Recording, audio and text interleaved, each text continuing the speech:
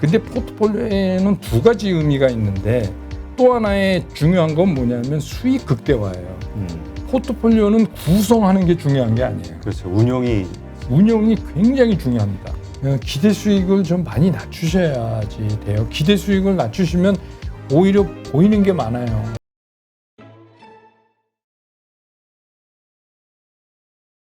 지금 포트폴리오 관련해서 이제 말씀하셨는데 일반적으로 우리가 포트폴리오 전략을 할 때 고전적으로 내려오는 말은 그 상관계수가 서로 적은 거를 담아라. 네. 그러니까 예를 들어서 성장주를 담았으면은 그러니까 언택트 관련주를 담았으면은 또 한쪽 포트에는 컨택트 관련된 주를 담고 서로 상관계수가 떨어지는 것들을 골고루 담아야 이제 좀 수익이 좀 안전하게 상승할 수 있다. 근데 또 한편에서는 그러나 그렇게 하면은 여기가 오를 때 이쪽이 빠지고 이래가지고 결국 플러스 마이너스 수익률이 별로 재미없지 그렇죠. 않냐. 네. 이러해서 이 포트폴리오 전략을 좀 터부시하는 분들도 있거든요. 근데 이제 이게 우리가 잘못 말씀을 드려서 그래요. 포트폴리오라는 거를. 그러니까 포트폴리오라는 게 위험 분산을 위해서 만들어졌다고 자꾸 얘기하잖아요. 계란을 한 바구니에 담지 말아라. 뭐 이러면서. 근데 포트폴리오에는 두 가지 의미가 있는데 또 하나의 중요한 건 뭐냐면 수익 극대화예요. 그러니까 위험을 리스크 해지도 있지만 하나는 수익 극대화거든요. 근데 수익 극대화를 시키려면 전제돼야 되는 게 뭐냐면 운용을 잘해야 돼요. 그렇죠. 네, 그러니까 예를 들어서 포트가 A, B, C, D 이렇게 있다고 가정을 해요. 서로 상관계수가 그러니까 예를 들어서 현대차, 기아차, 모비스 이거는 포트폴리오 아닙니다. 그러니까 그렇게 다른 포트가 있다고 가정을 했을 때 어느 날 A가 오르면 이 A와 B와 C와 D의 포트의 운용 타이밍이나 전략이 서로 각각이어야 되는 거예요. 그렇죠. 근데 어느 날 금 딱 거놓으면 맨날 똑같죠. 왜냐하면 이런 거죠. 아들이 두 명 있는데 하나는 남학신 장사고 하나는 뭐 그런 얘기 있잖아요. 우산 장사 뭐 이런 거. 고민하는 사람은 늘 고민해야 되는 거 아니에요. 날이 그렇죠. 개도 고민, 비가 와도 고민. 근데 그거를 전략적으로 오늘은 비가 와서 우산 장수 아들이 아주 잘 팔겠네. 이런 식으로 바꾸는 거나 똑같은 거죠. 그러니까 포트폴리오는 구성하는 게 중요한 게 아니에요. 그렇죠. 운용이 굉장히 중요합니다. 그거를 잘 모르시는 분들이 너무 많아요. 네, 그래서 네. 그 부분을 좀 깊이 얘기를 해보면 사실 우리 국민연금에서도 이번에 우리가 물론 이제 개인 투자자들의 원성을 샀지만 뭐 비율이 어느 정도 넘어가니까 계속 매도를 했잖아요. 그러니까 이런 식으로 하는 거를 이제 우리 보통 리밸런싱이죠. 그러니까 처음에 예를 들어서 그냥 우리 예를 들어서 현대차 20%, 그 다음에 뭐 삼성전자 20%, 그 다음에 호텔신라 20%, 뭐 이런 식으로 가지고 있어요. 뭐 채권 20%, 현금 20%. 그럼 몇 맞나요? 하여튼 대략. 네. 근데 그러니까 이러는데 지금 언택트 주가 이렇게 올라가면서 예를 들어서 삼성전자가 급등을 많이 올랐다고 쳤을 때 비중이 삼성전자가 보니까 한 30%가 됐어요. 그럼 이때 리밸런싱을 하는 방법. 네, 그러니까 저는 이제 이런 말씀을 드려요. 각각의 그 개인 투자가가 제일 하기 좋은 방법은 기대 수익이라는 그렇죠. 게 있잖아요. 그러니까 나는 주식 투자해서 얼마를 1년에 벌었으면 좋겠다. 그런데 이제 작년에 비해서 기대 수익을 많이 낮추셔야 된다고 제가 계속 말씀드렸잖아요. 그럼 뭐 예를 들어서 한 7%라고 정해자고요. 그러니까 어떤 포트를 해서 이게 7% 오르면 나는 감사합니다. 이렇게 생각한다 그러면 예를 들어서 A 포트에 삼성전자가 있는데 얘가 7%가 오르면 107%가 될 거 아닙니까? 그 7% 자르는 거예요. 그렇죠. 네. 그리고 또 딴 애가 그렇게 되면 근데 이 7% 자르는 게 현금으로 돼 있기 때문에 떨어졌을 때 사야 돼요. 근데 이제 한 가지 여러분들이 착각하시는 게 뭐냐면 그러면 A라는 포트에 삼성전자가 올라서 잘랐는데 7%를 그럼 얘를 떨어져야 다시 살 거 아니냐 이런 거죠. 이게 무슨 화공약품이 아닌데 꼭 A 포트에서 남은 돈을 A 포트 사는데 써야 되는 이유가 없는 거예요. 그러니까 예를 들어 다른 현대차를 살 수도 있는 거고. 그런데 갑자기 현대차가 빠졌어. 그러면 이거 사도 되는 거죠. 그러니까 아니 기관도 그렇게 해요. 리밸런싱이라는 게 그렇게 하는 건데 이제 우리 제가 그래서 이런 말씀도 많이 드려요. 일반 투자가분들한테 물 탈 때 함부로 물타기 하지 마세요. 이게 무슨 말씀이냐면 내가 A라는 종목을 샀다가 물려가지고 이게 쫓아내려가면서 사야 된다. 근데 왜 그게 위험한데 그렇게 하시느냐. 그게 떨어져야 될 이유가 있는 거라면 차라리 딴 거를 그냥 사시라. 그래서 얘가 빨리 오르면 이건 물 타는 것보다 훨씬 날 수도 그렇죠. 있습니다. 그러니까 그걸 꼭 동일 포트에 있다라는 강박관념만 버리면 그 다음에 이제 포트 구성하기가 되게 편해지고, 요새는 엑셀도 있고 그렇잖아요. 옛날에도 그랬어요. 저 1970년대 처음 입사했을 때도 다 그거 이렇게 풀스카프 용지에다가 그려가지고 관리들 하고 그랬어요. 그 주식 잘 하시는 분들은. 그래서 그만큼 잘라내고 또 그걸로 운영하고. 그러니까 지금은 뭐 얼마나 그거 하기 쉬워요. 그렇죠. 네. 그러니까 지금 댓글 같은 걸 이렇게 보면은 많은 분들이 포트폴리오 해야지 하는데 이게 이런저런 기회로 접하게 되는 어떤 종목들을 좋다 싶으면은 다 찔끔찔끔 사가지고 좀 뭐 수십 개가 되기도 하고 네. 아예 포트 엄두가 안 나는 이제 더 이상은. 네, 그렇죠. 이제 그게 너무 복잡해지면 그래서 저는 금액에 따라서 다르겠지만 그냥 성격상 포트로 말하면 한 5-6개 정도를 초과하면 사실 관리하기 힘들어요. 근데 쉽지 이제 않죠. 뭐 이런 거죠. 예를 들어서 나는 뭐 메타버스 이런 거를 포트라고 생각을 안 해서 전혀 못했어요. 근데 그게 올라갔어요. 막 도락같이 올라요. 그막 사였죠. 근데 그건 뭐 포기하셔야지. 그렇죠. 네. 그러니까 모든 주식을 다 가지고 하실 수는 없죠. 네. 그러니까 그 아까 멘탈이 중요하다, 심리 게임이다 이런 말씀하시는 게 맞는 게 내가 가지고 있는 게 움직이지 않고 있는데 옆에 게 막 올라가면 관심이 자꾸 그쪽으로 가면서 지금 현금이 있으면 그걸 더 사고 싶고 현금이 없으면 있는 걸 팔아서라도 사고 싶은 마음 이러다 보니까 이게 스텝이 엉키는 거잖아요. 그렇죠. 근데 이제 그거의 근본은 뭐냐면 아까도 제가 말씀드렸잖아요. 나는 기대 수익이 얼마다가 아니라 상대 평가를 자꾸 하니까 많이 벌고 싶다. 네. 나는 무조건 딴 사람보다 많이 벌고 싶다. 그러면 이제 자꾸 그런 현상이 일어나요. 그러니까 그렇게 되면 지금 말씀하신 것처럼 쫓기게 되는데 예를 들면 뭐 얼마 전에도 그런 일이 있어요. 메타버스가 나쁘다는 게 아니라 제가 특집도 막 하고 그랬는데 심지어는 메타버스가 어디 가는 버스예요 이러시는 분도 계신단 말이에요. 그러면서 사고 싶어 하고. 네, 그러니까 이게 그러면서 그냥 무조건 ESG하고 MSG하고 이게 뭐 비슷한데 이거 비슷한 건가? 그러니까 이런 게 우습지만 현실이에요. 그러니까 그렇죠. 그걸 잘 모르고 그냥 그러니까 적어도 어떤 포트를 짤 때는 그런 것 정도는 체크를 하시고 하셔야 되는 거다. 그걸 이렇게 비유하시는 분이 있더라고요. 내가 어떤 사람을 가까이 하고 싶고 친해지고 싶으면 그 사람에 대해서 알아야 되잖아요. 그렇죠. 그 사람이 뭘 좋아하고 뭘 싫어하는지 내가 어떤 말을 아니면 어떤 행동을 해야 상대가 어떤 반응을 보일지 이런 것들 다 안 다음에 친해지려는 노력을 해야 되는데 그냥 아무런 준비 없이. 그러니까 이제 뭐 그래서 오히려 코로나가 우리를 힘들게 하면 힘들게 할수록 리오프닝 쪽을 자꾸 이렇게 들여다보는 습관 같은 거 예를 들면 그러니까 지금 상황이 안 좋은 걸 오히려. 네. 그러니까 그게 뭐 결국은 인류는 코로나 때문에 망할 거다 이렇다면 얘기는 좀 달라지지만 그런 게 아니라면 그리고 뭐 지금 뭐 백신 맞아도 뭐 그게 뭐 돌파 감염이 되고 어쩌고 막 그러는데 솔직히 백신 너무 빨리 만들었잖아요. 그렇죠. 그래서 이게 특히 mRNA 백신 같은 경우는 유전자 관련된 거라 또 걱정하는 분 그게 이제 사실 미국에서 더 이상 접종이 늘어나지 않는 음모론이 횡행하면서 사실은 이런 거죠. 우리나라도 뭐 지금 이제 백신 그거 실패했다라는데 사실 그때 당시에서 어떻게 보면 미국이 이렇게 빨리 내놓을지 모른 거죠. 세계 각국이 다 그렇죠. 몰랐던 거예요. 백신은 기본적으로 10몇 년씩 걸린다 이렇게 생각을 백신을 했어요. 이렇게 말도 안 되게 막 근데 지금은 뭐 우리 소위 사이드 이펙트 뭐 있거나 말거나 일단 지금 그것밖에 맞은 게 없으니까 지금 해야 되는 상황이잖아요. 그러니까 이것도 결국은 인류가 코로나도 통제할 거다 갈수록. 그러니까 그런 입장에서 본다면 오히려 지금은 반대편도 이렇게 보는 그러니까 아까도 말씀드렸지만 시장에서 일어나는 일을 자꾸 표면만 보려고 하지 마시고 안쪽 그리고 밝은 쪽이 있으면 그 그림자 쪽도 한번 이렇게 보시는 거를 계속 이렇게 훈련을 하셔야 돼요. 근데 그러기 위해서는 정말 말씀하신 그 통찰력이라고 하잖아요.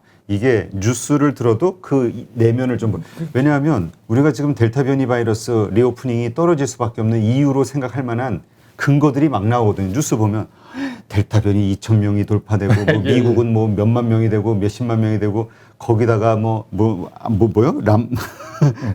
무슨 람다. 네, 이런 거 람다가 이상해. 뭐 또 저 남미에서 무슨 바이러스 막 무서운 뉴스가 막 나오거든요. 그러면은 그거 몇 개 보면 아 이거 쉽지 않아 이거. 그리고 또 전문가 네. 방역 전문가 분들도 나와서 이거는 잡을 수 없다. 막 이런 얘기 또 하시는 분들이 있고 그러면 완전히 멘탈이 나가거든요. 이거는 쉽지 않다. 그 얼마 전에 제가 그 IPO 요새 이제 IPO가 많이 자금을 잡고 있어서 그것도 이제 우리 시장에 좀 뭐 불편한 점인 공모주들. 건 사실이죠. 그런데 그게 이제 우리가 슈퍼 위크라 그래갖고 왜 카카오뱅크에서 클래프톤 이렇게 해서 이어지는 그때 이제 카카오페이가 그 다시 서류를 다시 내라고 감독원이 우리 하는 말로 빠꾸시켰다.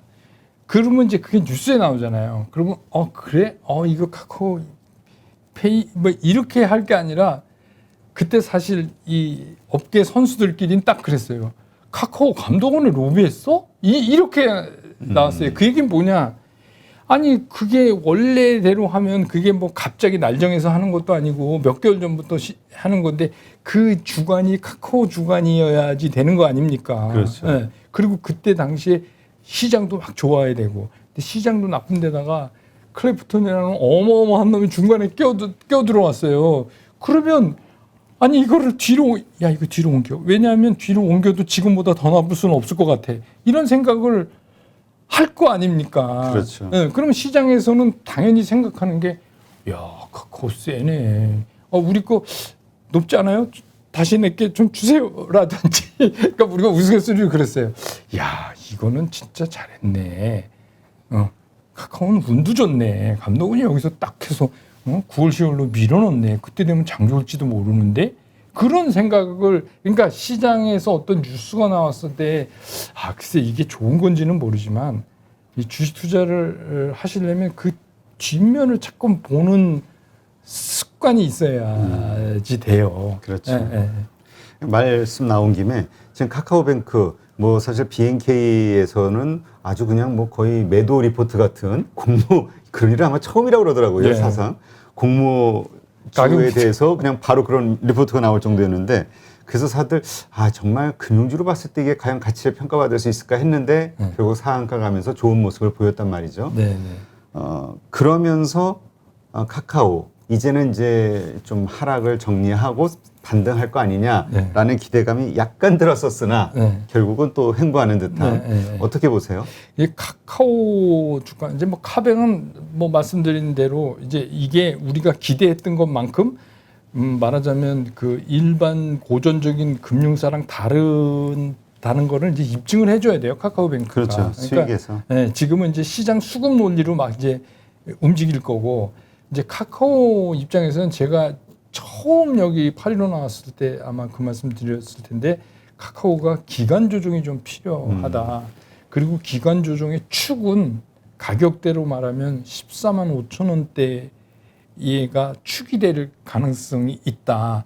그러니까 지금 그 기술적 분석 좋아하시는 분들은 아시겠지만 이동평균선이 다 그쪽에 몰려 있어요. 이동평균선이 다 몰려 있다는 얘기는 무슨 얘기냐면 어느 쪽으로 가도 말이 된다는 거예요. 그러니까 아까 우리 급등할 수도 있고 급락할 수도 있고 어느 쪽으로 가도 후행 쪽으로는 다 말을 할 수가 있어요. 그러니까 제가 드리고 싶은 말씀은 그래 카카오가 고생은 뭐 기술적으로 끝난 것 같지만 기간 조정을 언제까지 할지 그리고 또 거기서 밑으로 간다 그래도 뭐 그렇게 엄청나게 빠져야 될 공간도 잘 없어요. 카카오 입장에서 보면. 그러니까 이런 때는 개인 투자가는 늦는 게 낫다. 오히려 늦은 오히려 게 이제는 그냥 오히려 사서 그냥 보유하고 있는 게 아니 그거 하고 추가로 이걸 언제 살까요? 이제 이런 거는 차라리 확인하고 조금 늦게 사더라도 늦게 사자. 그게 지금 훨씬 낫다. 그러니까 요즘 같은 8월의 시장에서는 괜히 부지런 떨어야 좋을 게 별로 없다. 그러니까 나중에 상향 쪽으로 자리 잡는 모습을 좀 비싸게 사더라도 왜냐하면 우리가 뭐 만 원 비싸게 팔면 되잖아요. 그렇죠. 그러니까 이제 그건 어쩌면 이거는 이제 멘탈 관리 얘기인데 꼭 그렇다고 그래서 만 원 비싸게 판다는 보장은 없지만 그렇게 생각을 하면 시장을 대할 때 되게 편해지잖아요. 그러니까 특히 이제 카카오 같이 많은 사람들 관심이 막 일으키고 있는데 거기 들어가서 뭐 독립운동하는 것도 아니고 자기가 앞장서서 이렇게 할 수 있는 종목이 아니에요. 그러니까 이런 종목은 뭐 여러 가지 그 의견들을 들어는 놓으시되 행동은 오히려 약간 굼뜨게 하는 게 더 유리할 수 있다. 먼저 가지 마시라. 특히 이제 개인 투자가들은 올해 8월과 같은 시장에서는 오히려 늦은 게 오히려 낫다. 조금 느려 터진 게 오히려 낫다. 알겠습니다. 하여튼 지금 시장이 워낙 대응하기 어려운 장인데 일단 뭐 고수분들이 알아서 잘 하실 거고 또 거기서 실수를 하더라도 거기서 뭔가 배우면서 스스로 이제 자정해 나가는 이렇게 그 뭐죠 궤도 수정을 잘 하시겠지만 문제는 이제 주린이 분들인데 어떻게 이 8월을 좀 정리하는 의미로 그 해주신다면 어떻게 그 보내야 될까요? 그러니까 제가 이제 그냥 느낌 오게 말씀드리면 느리게 걷기, 느리게 걸으시라. 그 다음에 우리가 그 어떤 시장을 볼 때 두 가지가 있어요. 한자로 얘기하면 관이 있고 시가 있잖아요. 네. 시는 그냥 보는 거란 말이에요. 그게 아니라 이건 관을 해야 돼요. 지금은 그럴 때예요. 그러니까 아까 말씀드린 대로 시장이 흔들리면 왜 그렇지? 언제 사야 되는 거지? 이렇게 생각을 하면서 봐야지 되고 그냥 있는 그대로를 보는 거는 아무 의미가 없다. 더군다나 뭐 느리게 걸으라니까 아예 안 보고 그냥 딴 생각하면서 시장만 본다. 매일매일 뭐 올랐나 떨어졌나 이거 아무 의미가 없다. 그리고 말씀드린 대로 행동은 오히려 늦게 하는 게 낫다. 빨리 하시지 마라. 오히려 뭐든지 확인하고 확인하고 해도 충분하다. 그러니까 지금 시장은 주식이 없어서 주식을 못 사서 못 보는 시장은 아니다. 지금은 잘못해서 깨지지 않는 거를 신경을 써야지 지금은 못 사서 그다음에 그 얘기는 무슨 얘기냐? 현금은 무조건 갖고 계셔라. 일정 비율의 현금은 지금은 현금보다 더 좋은 종목이 없다. 그다음에 이것도 마찬가지죠. 그렇다고 그래서 현금을 언제 씁니까? 떨어질 때 사야 되는데 진짜 이런 표현이 어떤지 모르지만 함부로 사지 마시라. 그냥 본인 판단에 이 정도면 충분한 거 떨어진 것 같아 이러고 사시지 마시라는 거예요. 오히려 그게 바닥을 치고 틀은 게 확연하게 보일 때 사는 게. 근데 그거를 참 구분하기가 어렵잖아요. 지난번 방송에서도 우리 데드캣 바운스 얘기하셨잖아요. 결국 속았지만. 그러니까 딱 해서 튀어오르니까 이번에도 삼성전자 하이닉스 바닥 치고 올라오니까 지난주에 외국인 막 600만 주식 사주고 그러니까 이제 상승이 시작되나 보다 하고 딱 들어갔단 말이죠. 그러니까 이게 이 속임수인지 진짜 반등하는 것인지 이걸 어떻게 구분할 수 있을까요? 그거는 진짜 어려워요. 그렇죠. 사실 이게 속임수냐 아니면 진정한 반등이냐를 정확히 알 수 있다면 뭐 주시장에서 돈 다 벌 수 있죠. 사실은 그게 제일 어려운 거죠. 그렇죠. 그러니까 이제 제가 말씀드리는 게 어떤 거냐면 차라리 조금 늦더라도 확인하시는 게 좀 낫지 않냐. 그러니까 너무 빨리 움직이시는 게 별로 좋은 그런 시기는 아닌 것 같다. 특히 이제 8월은 보세요. 8월도 이제 이게 중간에 연휴가 또 껴 있잖아요. 또 9월도 또 그렇고 추석 뭐 이렇게. 근데 연휴가 계속 잦아지면 시장이 이렇게 세게 못 가요. 그렇죠. 자꾸 그 변동성이 그 사이에 뭐가 생길지 잘 모르니까. 그러니까 이제 대충 이 말씀드리면 여러분 아시겠지만 왜 제가 시장이 짧게 온다고 와도 짧게 온다고 말씀드리냐면 시간이 없어요. 올해 전체 시장의 흐름으로 봤을 때 그러면 결국 12월 시장은 없다고 봐야 돼. 하긴 또 그 10억 대주주 요건 때문에 10월서부터는 또 매도하기 시작하잖아요. 그게 10월부터 매도인데 이제 쉽게 얘기하면 이 물량들은 가능하면 높게 팔아야지 되는 거 아니에요. 그렇죠. 그런데 지금 오른 게 없으니까 못 팔고 있는 거일 뿐이에요. 그러니까 그렇죠. 제가 짧다는 말씀이 뭐냐면 오르면 팔아요. 그러니까 시장에 우리는 올라가는 걸 바라지만 오르면 그 물량이 나와요. 기다렸다는 듯이 나오거든요. 그러니까 이거는 짧아질 수밖에 없다. 시장의 흐름이. 그러니까 올해는 시장이 어쩔 수 없이 이렇게 갈 수밖에 없다. 이걸 아예 생각하시고 어떻게 보면 올해 시장 같은 거를 잘 이렇게 이겨 나가시면 그 다음부터는 주식 투자하시기 좀 굉장히 쉬울 수도 있어요.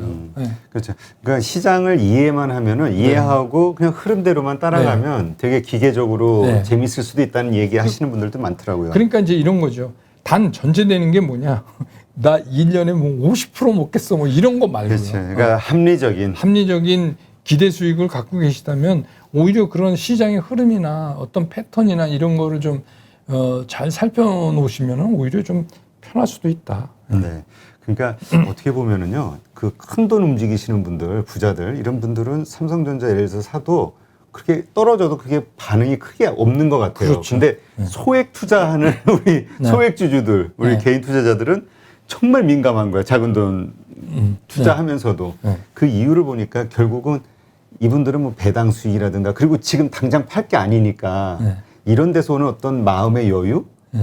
뭐 그 외에 또 그거 말고도 돈이 더 있으니까 여유가 있을 수도 있겠지만. 아니 근데 이제 그거 제가 말씀드렸지만 어떤 그 투자에 대한 투자 철학을 자기 나름대로 정하면 뭐 정하는 거야 뭐 못 정하겠어요. 그 제가 뭐 매일 이제 뭐 말씀드리면 많은 분들이 댓글에 다세요. 잘 알았다고. 근데 이제 실제로 행동은 안 되는 거죠. 그러니까 머리로 이해하는 게 중요한 게 아니라 그 정한 원칙을 투자하는데 지켜나가시는 게 사실은 어렵죠. 어렵지만 그게 또 시장에서 돈 벌 수 있는 길이니까. 그렇죠. 네, 그렇게 하시는 게 좋을 것 같고 그냥 꼭 부탁드리고 싶은 거는 기대 수익을 좀 많이 낮추셔야지 돼요. 기대 수익을 낮추시면 오히려 보이는 게 많아요. 보이는 게 많아져요. 네. 알겠습니다. 하여튼 어려운 장이지만 어떻게 보면은 이게 그냥 일상적인 하나의 그 주식시장의 그렇죠. 모습인데 우리가 작년에 생각하다 보니까 너무 이게 힘든 것처럼 느껴지는 어떤 착시 현상일 수도 있다 이런 생각이 좀 드네요. 네, 하여튼 저도 댓글로 이렇게 보니까 어떤 분은 돈을 정말 벌어야 되겠다라는 절박한 그리고 주식 투자를 한번 그러니까 평생 투자니까 평생 배울 어떤 그 스킬을 좀 배워보겠다 이런 각오를 하신 분이 남긴 글을 보니까 아 정말 이 영상은 괜찮다. 그렇게 되면 7번, 10번 반복해서 계속 보면서 하나라도 놓치는 게 없기 위해서 노력을 한다는 얘기를 들었거든요. 이런 자세가 필요하지 않을까 생각이 그런 드네요. 열정이 그게 바로 돈이죠. 그렇죠. 아 근데 사실 우리가 길바닥에 여기 저 1m 아래에 돈이 묻혀 있다고 생각해 보면 정말 열심히 그럼요. 도구가 없어도 손으로 막 파내죠. 맞습니다. 근데 사실 이런 영상 그 모든 하나하나에는 돈이 될 수 있는 힌트, 정보들이 다 숨어 있거든요. 그걸 어떻게 해석하느냐에 따라서 잃기도 하고 벌기도 하고 하는 거니까. 그러니까 요새 이제 연휴 많으니까 연휴 때 또 못 보신 거 천천히 다시 보시면 또 새로우실 거예요. 거기서 투자 영감도 좀 받으시고. 네, 알겠습니다. 오늘 이렇게 좋은 인사이트 함께해 주신 백만개미 한세구 당주님 감사합니다. 고맙습니다.